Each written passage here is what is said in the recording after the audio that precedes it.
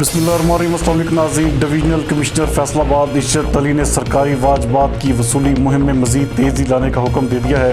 हमारे divisional chief मियां एजाज असलम के मुताबिक उनका कहना है कि 30 जून तक अहदाफ के असूल के लिए सर तोड़ कोशिशें की जाएँ। इस ज़मन में सुस्त रवि या गफलत नहीं होनी चाहिए। उन्होंने ये बात एक इजलास की सदारत करते हुए जारी की, जिसमें डिवीजन के चारों अजला में रेवन्यू रिकवरी समेत महकमा माल की मजमूई कारकर्दगी का जायज़ा लिया गया।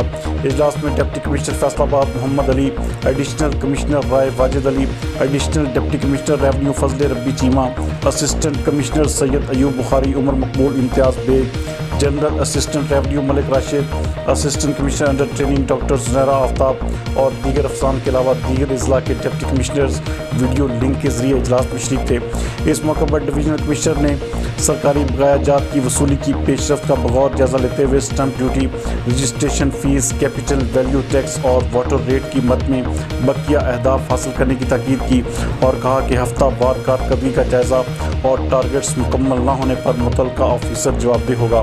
उन्होंने रेवन्यू रिकॉर्ड में मिसिंग डॉक्यूमेंट्स को तलाश करके मुतल्लिका फाइल्स मुकम्मल करने की भी हिदायत की। इस मौके पर उन्होंने डिप्टी कमिश्नर से कहा कि वो महकमा माल को अहदाफ तफवीज़ करके उनकी मुकम्मल मॉनिटरिंग करें।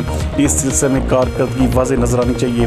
डिप्टी कमिश्नर का कहना था कि महकमा माल से मुतल्लिका मुकर्ररा टारगेट पूरा करने के लिए मरबूत और मौसर लाहे अमल वज़ा किया जा रहा है। इस ज़मन में कारकर्दगी की कड़ी निगरानी भी की जाएगी। इजलास के दौरान एडिशनल डिप्टी कमिश्नर रेवन्यू ने सरकारी बकायाजात, मिसिंग डॉक्यूमेंट्स पर वर्किंग की तफसीलात से भी आगाह किया।